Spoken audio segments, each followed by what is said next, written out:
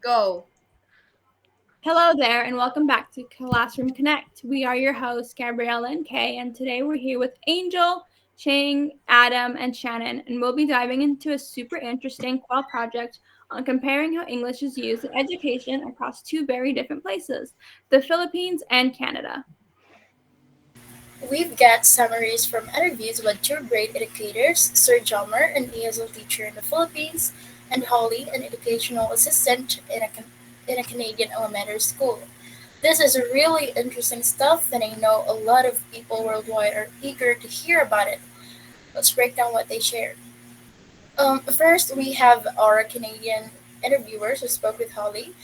What are your main takeaways, guys? I mean, our viewers from around the world really want to hear about how incredibly diverse the environment is in Canada. Yeah, for us Canadians, the interview with Holly really centered on the focus and support structure and cultural awareness in our schools. Exactly. Holly's job as an education assistant isn't just about the English language. It's also about offering support to children with all sorts of needs. For every child who requires support. She said herself, making sure everyone feels included is a big part of the job. I think this really shows how our system focuses on helping every individual feel welcome in the mainstream classroom. Yeah, for sure. Plus, the school actively celebrates a bunch of different holidays, such as holidays mention how the schools. Okay, I don't know what I'm reading. Plus, the school actively celebrates a bunch of different holidays. Holly mentioned how the school she worked at would celebrate Diwali, Halloween, Lunar New Year, Christmas, and Easter. The stuff students bring different cultures into the classroom through books, art, and food.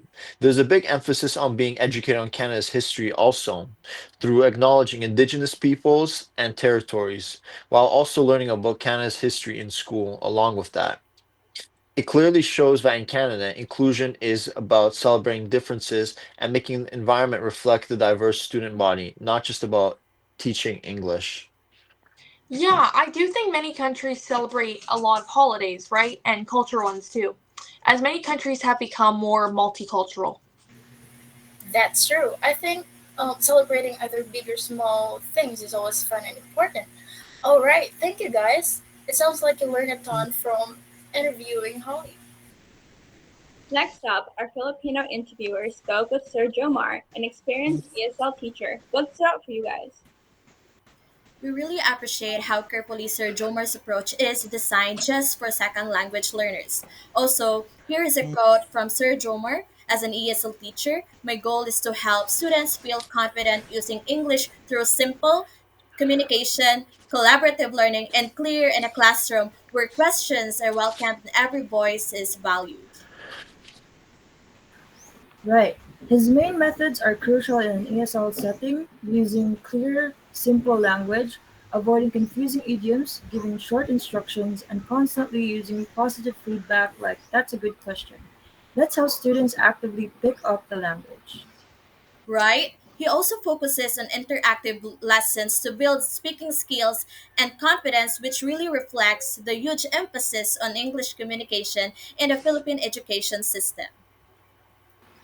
And the fact that he works closely with other teachers to make sure his lesson matches the curriculum shows a structured, team oriented environment that's laser focused on reaching those language goals. Wow, Sergio Moore sounds like a very innovative educator. What a great perspective you've given for us Canadians. He uses very similar education tactics alike to Holly's, especially in the way they both reinforce good behavior and applaud students for small improvements. Out of curiosity, we were curious to research where this teaching style comes from, why someone might use this tactic in the first place. Well, philosopher and psychologist B.K. Skinner referred to this teaching method as operant conditioning. He suggested that all human actions result from desirable consequences or reinforcement and are weakened by undesirable consequences or punishment. This is a part of nature. For example, a dog might do a trick to receive like a doggy treat after, and a kid might do better on their assignment if they know they'll be rewarded with a student award, a good grade, or even stickers. Now let's talk about the similarities. The first similarity was that in Chapter 5 of Intercultural Communication for Community College, author Crumpley states the types and functions of nonverbal communication. Both educators incorporate a range of nonverbal communication strategies. Holly uses vocalics and paralanguage by adjusting her pitch and tone depending on the needs of her students. For example, she may speak in a more cheerful or encouraging manner to help students feel more confident and supported. This vocal warmth fosters trust and emotional safety in her classroom.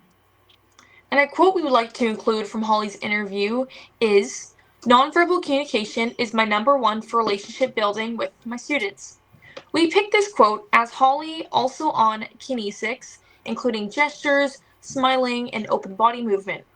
These forms of positive body language help her connect with students, especially when their English skills are still developing. Through these nonverbal cues, she creates a welcoming environment where students feel comfortable participating and engaging in learning.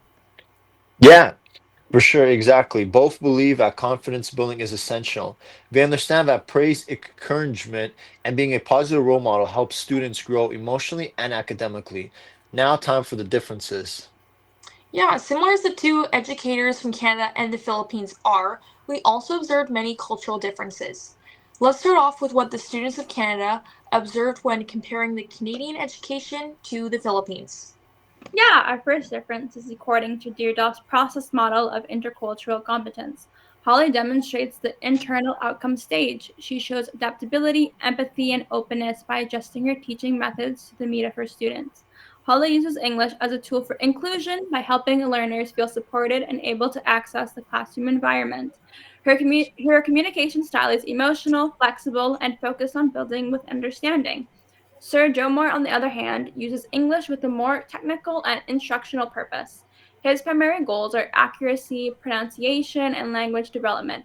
His communication emphasizes on clarity and skill building, reflecting a focus of linguistic competence rather than emotional or relational.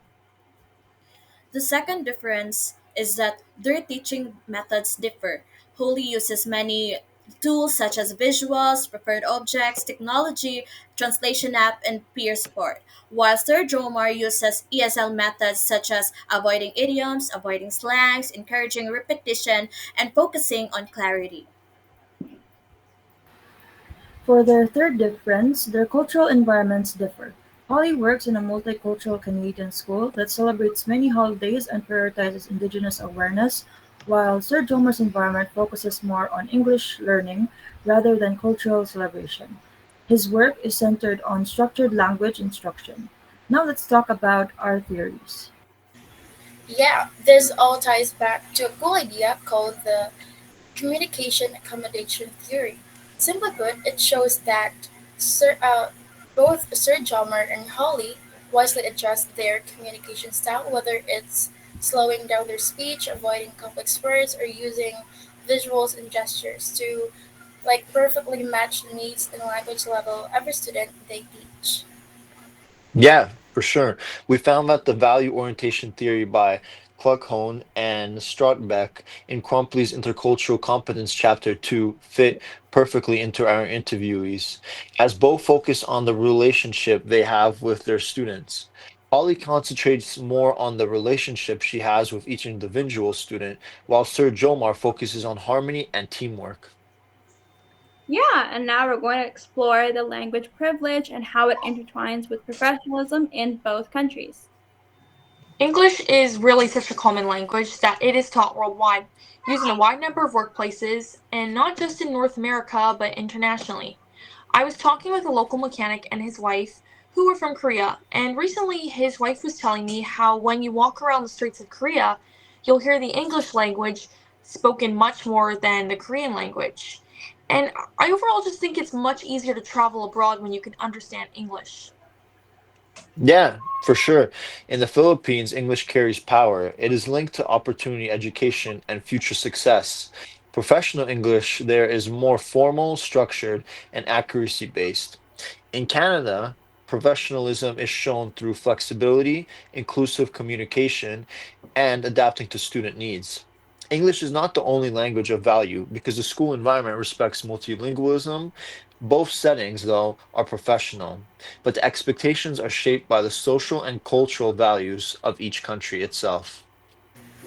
So, whether you're teaching ESL directly in a setting like the Philippines or providing specialized support in a highly diverse school in Canada, the main goal is the same: adjust your communication to create a space where every student feels seen, respected, and confident enough to speak up.